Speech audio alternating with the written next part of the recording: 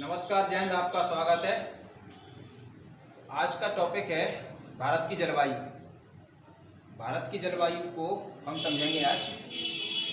जो भारत की जलवायु है, भारत में जो जलवायु पाई जाती है वो उष्णकटिबंधीय मानसूनी जलवायु पाई जाती है। उष्णकटिबंधीय क्यों कहा हमने? क्योंकि उष्णकटिबंधीय हमने इसलिए कहा,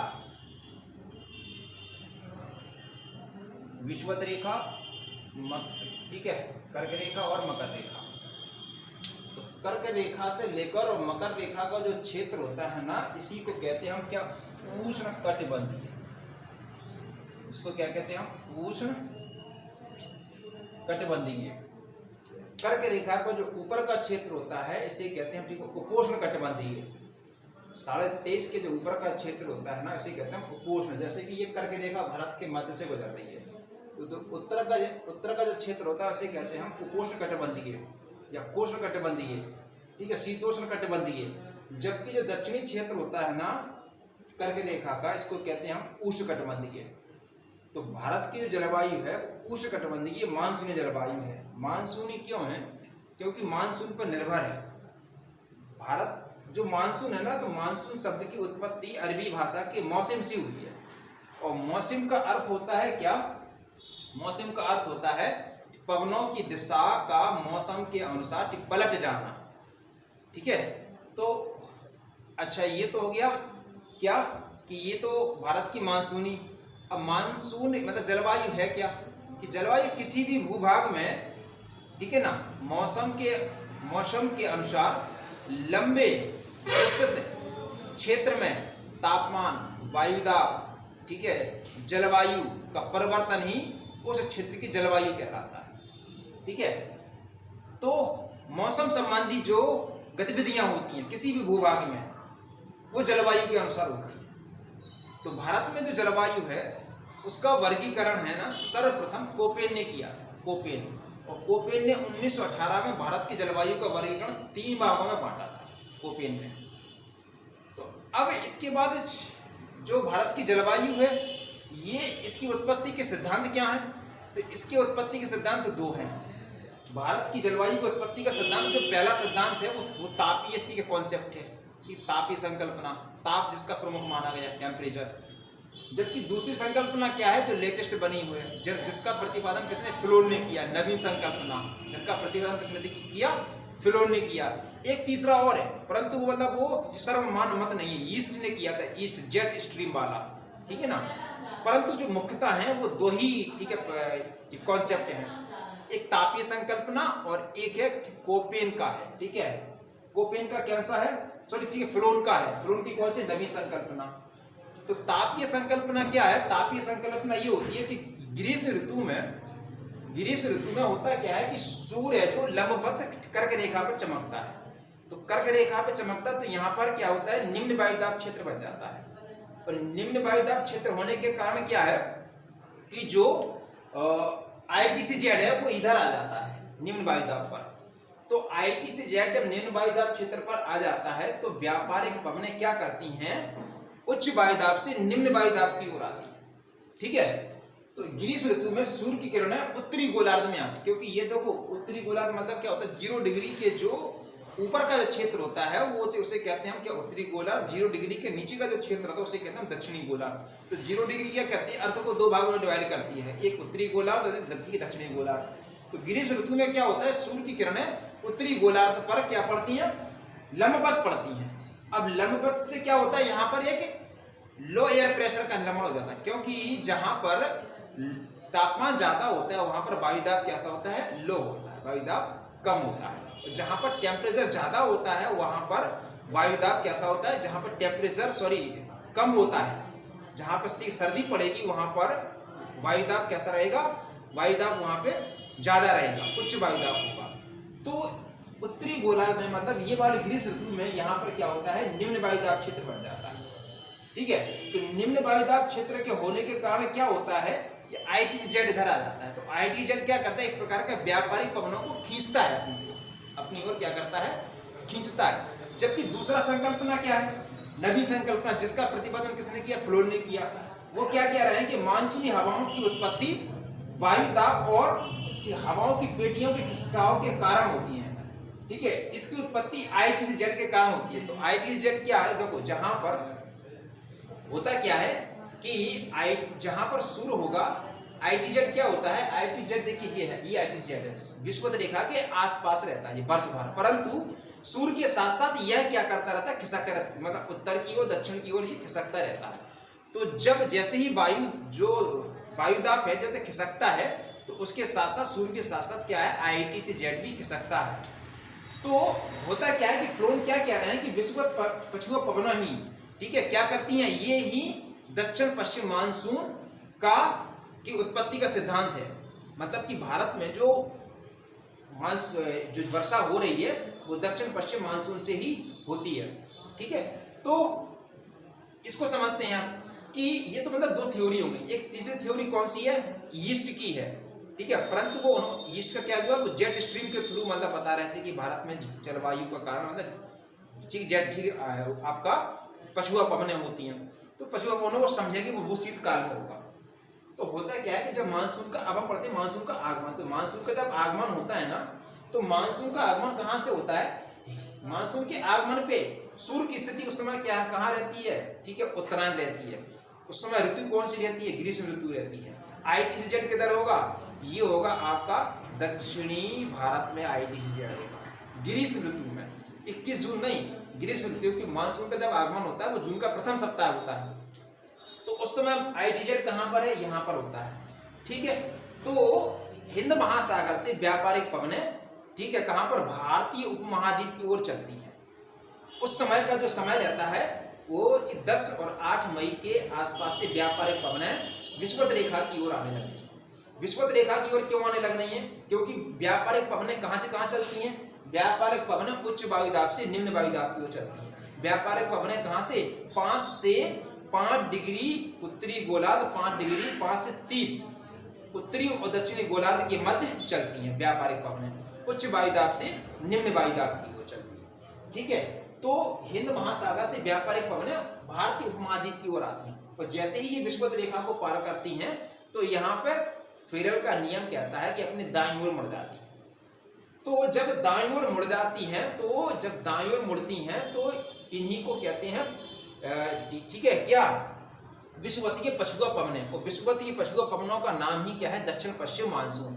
तो जैसे ही ये अपने दाईं ओर मुड़ जाती हैं तो दक्षिण पश्चिम मानसून का जन्म हो जाता है।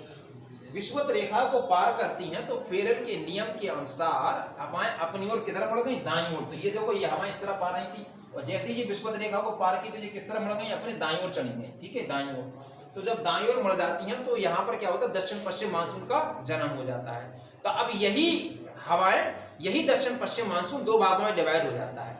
एक होता है क्या, बंगाल की खाड़ी की शाखा, और एक होती है अरब सागर की शाखा। बंगाल की खाड़ी की शाखा यहाँ पर कहाँ, ये वाले एरिया में, ये अंडमान,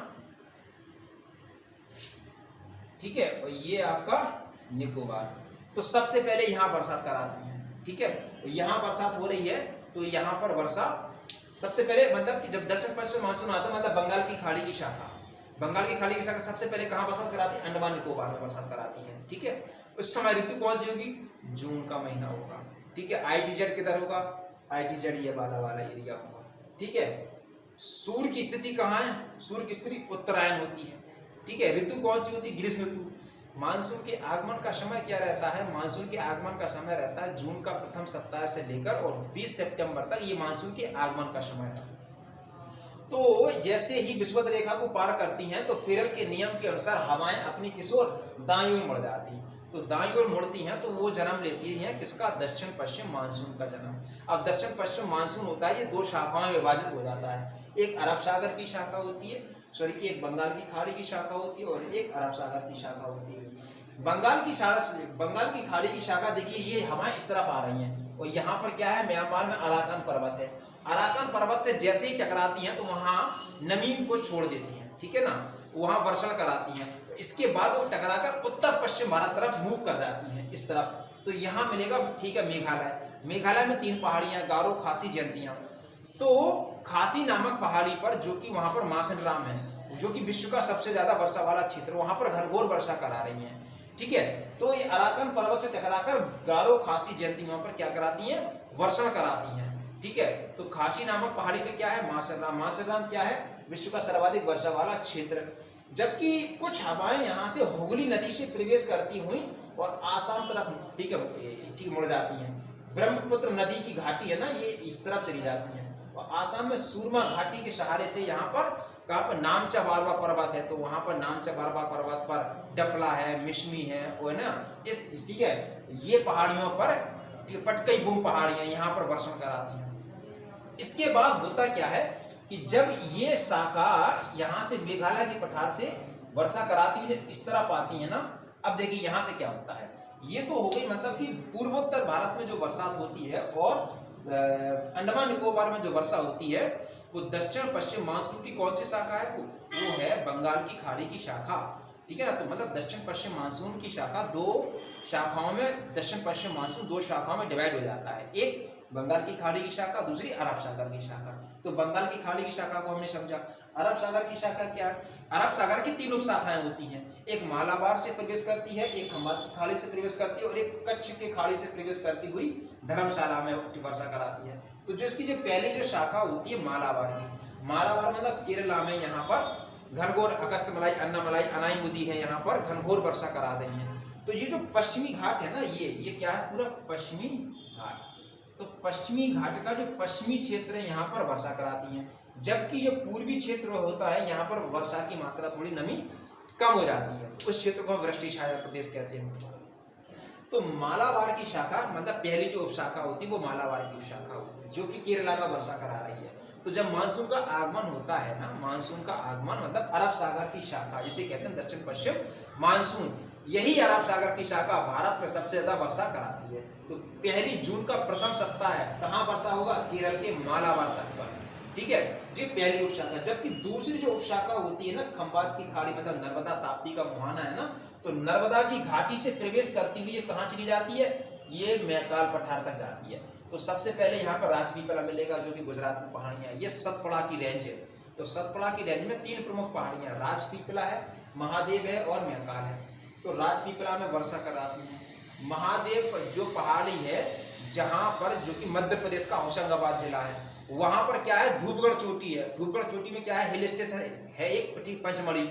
तो धूपगढ़ में मध्य प्रदेश की सबसे ऊंची चोटी धूपगढ़। इवन सतपुड़ा की सबसे ऊंची चोटी कौन सी है, धूपगढ़।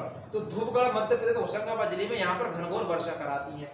कौन सी, खंबात की खाड़ी की शाखा, मतलब जो दूसरी उपशाखा होती है अरब सागर की, ये यहाँ से प्रवेश करती हुई और छोटा नागपुर के पठार तक जाती है। अब देखिए होता क्या है, तीसरी जो उपशाखा है वो कच्छ के रण से होती हुई गिरी, ये वाला एरिया है ना, गिरी राष्ट्रीय उद्यान, कच्छ के रण से होते हुए ये अरावली है, ये ब्लैक में देखना, ये अरावली है। अरावली में ये वाला जो एरिया है इसको कहते हैं गुरु शिखर। ठीक है ना, माउंट आबू। अरावली विश्व का सबसे प्राचीन पर्वत गुरु शिखर, इसकी सर्वोच्च चोटी है, 17-22 मीटर इसकी हाइट है। तो गुरु शिखर मतलब अरावली कहाँ, दक्षिण पश्चिम में है। यहाँ पर गुरु शिखर में वर्षा हो रही है। ठीक है, माउंट आबू में बरसात होती है। इसके बाद फिर समानांतर होती हुई कहाँ पर, धर्मशाला में, कहाँ पर, हिमाचल प्रदेश में, हिमालय क्षेत्र में वर्षा करा रही है। ठीक है, कौन सी, तीसरी उपशाखा, कहाँ की, कौन सी शाखा की, अरब सागर की शाखा। ठीक है, तो अब देखिए जो दूसरी इसकी उपशाखा थी यहाँ पर मैकाल पठार से होती है, इस प्रकार से टर्न कर रही है। और इसकी एक शाखा जो कि बंगाल की खाड़ी की शाखा, ये दोनों यहाँ पर ज्वाइंट होकर एक संयुक्त धारा इस प्रकार से यहाँ तरफ आ रही है। तो जो बुंदेलखंड का जो पठार है, मतलब सोनभद्र है, ठीक है, मिर्जापुर है, प्रयागराज है, चित्रकूट है, बांदा है, महोबा है, हमीरपुर है, झांसी है, ललितपुर है, यहाँ पर वर्षा कराती हुई इस प्रकार की इस यहाँ आती है और फिर कहाँ पर, अरावली के पूरब में टकरा जाती है। अब अरावली की जब पूरब में टकराती तो यहाँ पर क्या कराती थी, ये वर्षा कराती थी, वर्षा कराती है। और जैसे ही फिर ये इसके अरावली के मतलब ऊपर चढ़ती है ना, तो यहाँ पर जब इस तरफ आती हैं तो ये वाला क्षेत्र मतलब पश्चिमी राजस्थान हो गया। तो पश्चिमी राजस्थान मतलब ये क्या हो गया, वृष्टि छाया प्रदेश हो गया, है ना। तो वृष्टि छाया प्रदेश क्या कहलाता है, वृष्टि छाया प्रदेश बेटा ये कहलाता है, जैसे कि समझो ये है, ये कोई पर्वत है, जब इसके सामने से ये हवाएं आती है ना, तो यहाँ टकरा कर क्या कर दिया उन्होंने, वर्षण कर दिया। ठीक है ना, वर्षा कर दिया।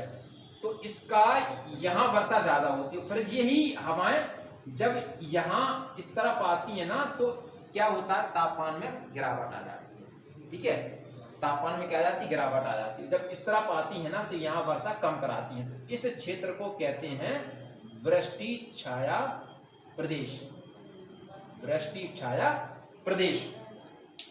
तो जब किसी पर्वत से टकराती हैं हवाएं तो उसे कहते हैं पवना विमुख, और जब पर्वत के सहारे से इस तरफ आती हैं तो इसको कहते हैं पवना सम्मुख। ठीक है ना, इसको कहते हैं पवना सम्मुख, जो कि वृष्टि छाया प्रदेश होता है। तो जब यही शाखा यहाँ कराती है अरावली के, तो यहाँ वर्षा कराती है, और फिर अरावली को ऊपर से उठती हुई जब इस तरफ आती हैं, ये वाला एरिया मतलब पश्चिम राजस्थान, बाड़मेर है, जैसलमेर है, यहाँ पर थार का क्षेत्र है, तो वहां पर वृष्टि छाया प्रदेश है। तो जब मानसून का आगमन होता है तो जो कच्छ की खाड़ी की शाखा है तो ये पश्चिमी राजस्थान छूट जाता है, तो ये वृष्टि छाया। और जबकि ये शाखा यहाँ से ऐसी आ रही थी, पूर्वी राजस्थान में यहाँ वर्षा कराया, और जैसे ही अरावली के ऊपर से लांघती हुई हमारी इस तरफ आती हैं तब भी ये वृष्टि छाया प्रदेश हो जाता है, क्योंकि यहाँ पर अरावली अवरोधक हो गया, अरावली से टकरा गई है। तो अरावली चीज टकराती इस तरफ आती, ये वृष्टि छाया प्रदेश हो गया। तो ये मानसून का आगमन, मानसून का आगमन फिर से मैं रिपीट कर दे रहा हूँ। जब भारत में मानसून का आगमन होता है ना तो व्यापारिक पवनें कहाँ से आती हैं, हिंद महासागर से आती हैं। तो हिंद महासागर से आती हैं तो जैसे ही विषुवत रेखा को पार करती हैं तो यहाँ पर फेरल का नियम कहता है कि अपने दाईं ओर मुड़ जाती हैं, और दाईं ओर मुड़ने पर ये क्या होती हैं, दक्षिण पश्चिम मानसून का जन्म ले लेती हैं। तो दक्षिण पश्चिम मानसून क्या करता है, दो शाखाओं में डिवाइड हो जाता है, एक अरब सागर की शाखा और एक बंगाल की खाड़ी की शाखा। बंगाल की खाड़ी की शाखा जो है वो सर्वप्रथम कहाँ पर, अंडमान निकोबार में वर्षा कराती है। तो अंडमान में जैसे कि उत्तरी अंडमान है, सेंट्रल पीक है, ठीक है ना, ठीक है, इसके बाद माउंट ठीक है थुलियर है, यहाँ पर वर्षा हो रही है। एक शाखा म्यांमार के अराकन पर्वत से टकराती है और उत्तर पश्चिम तरफ भारत में मुड़ जाती है, जहाँ पे सबसे मुलाकात होगी सबसे पहले मेघालय में गारो खासी जयंती यहाँ पर। तो चूंकि पहले गारो नामक पहाड़ी पर मासरराम था, जहाँ पर सबसे विश्व का सर्वाधिक वर्षा वाला क्षेत्र वही था, परंतु लोगों ने वहां पे क्या किया, झूम की खेती कर ली। तो झूम की खेती से क्या हुआ कि वहां पर वनों का कटाव कर दिया, तो इसलिए वहां पर वर्षा कम हो गई है। तो खासी नामक पहाड़ी पे क्या है, मासरराम है, तो वहां सबसे ज्यादा वर्षा हो रही थी। विश्व का सबसे ज्यादा वर्षा वाला क्षेत्र कौन सा है, मेघालय में खासी नामक पहाड़ी पर मासरराम है, जहाँ की विश्व का सबसे वर्षा वाला क्षेत्र है। तो अब ये इस तरफ मुड़ जाती है फिर, और ये उत्तर पश्चिम भारत तरफ आ रही है। जबकि इसकी एक शाखा हुगली नदी के सहारे से ब्रह्मपुत्र नदी की घाटी से प्रवेश करती हुई आसाम में सूरमा घाटी वर्षा कराती है, और नामचा बाबा जो पर्वत है वहां वर्षा कराती है, पटगोई बम पहाड़ियों पर। यहाँ पूर्व उत्तर भारत में वर्षा होती है वो बंगाल की खाड़ी की शाखा से होती है। जबकि अरब सागर की शाखा है, ये इसकी तीन उप शाखाएं होती हैं कि कौन सी, मालाबार की, खंबात की खाड़ी और एक कच्छ की खाड़ी। मालाबार की शाखा सबसे पहले केरला में वर्षा कराती है जून के प्रथम सप्ताह में, जबकि खंबात की खाड़ी से मतलब नर्मदा की घाटी से होती हुई राजपीपला महादेव और महकाल में वर्षा कराती है। तीसरी जो होती है वो कच्छ किरण से होती हुई कहाँ पर, अरावली के गुरु शिखर में वर्षा कराती हुई फिर सीधी निकल जाती कहाँ पर, धर्मशाला में वर्षा करा रही है, ठीक है, हिमालय क्षेत्र में। तो ये मानसून के आगमन पर क्या दक्षिण पश्चिम हवाएं होती है ना, हवाएं देखो चूंकि क्या है ना, ये देखो ये व्यापारिक पवन है, और जैसी विषुवत रेखा को पार करते हैं बताया ना क्या, फेरल के नियम के अनुसार अपने दाईं ओर मुड़ जाती है। तो दाईं ओर मुड़ने पर बेटा यही क्या करता है कि दक्षिण पश्चिम मानसून का जन्म ले लेती है। और दक्षिण पश्चिम मानसून क्या करता है, दो भागों में डिवाइड करा देता है, बंगाल की खाड़ी की शाखा और अरब सागर की शाखा। तो ये मानसून का आगमन। तो मानसून के आगमन में क्या था, सूर्य की स्थिति क्या है आप नोट कर लेना, सूर्य की स्थिति उत्तरायण है। मानसून के आगमन का समय क्या है, जून का प्रथम सप्ताह से लेकर और 20 सितंबर तक, ठीक है ना। ऋतु कौन सी होती है, ऋतु उस समय ग्रीष्म ऋतु होती है। ITZ क्या कहाँ होता है, ITZ उस समय भारतीय क्षेत्र में होता है। ITZ क्या है, ITZ विषुवत रेखा के आसपास ये वर्ष भर रहता है, परंतु सूर्य के साथ साथ ये उत्तरायण और दक्षिणायन में होता रहता है, क्योंकि 21 जून को सूर्य कहाँ चमकता है, 21 जून को सूर्य चमकता है कर्क रेखा पर। तो 21 जून को, जून के महीने में 21 जून तक ITZ कहाँ आ जाता है, कर्क रेखा वाले क्षेत्र में आ जाता है। जबकि 22 दिसंबर को सूर्य कहाँ चमकता है, 22 दिसंबर को सूर्य चमकता है मकर रेखा पर, तो ITZ मकर रेखा की ओर चला जाता है। तो ITZ क्या है, ये निम्न वायुदाब क्षेत्र है, निम्न वायुदाब पेटी है। यह कैसे विषुवत रेखा के आसपास वर्ष भर स्विमिंग करती रहती है, 2 लाइनमान पट्टी है, ठीक है, ITCZ।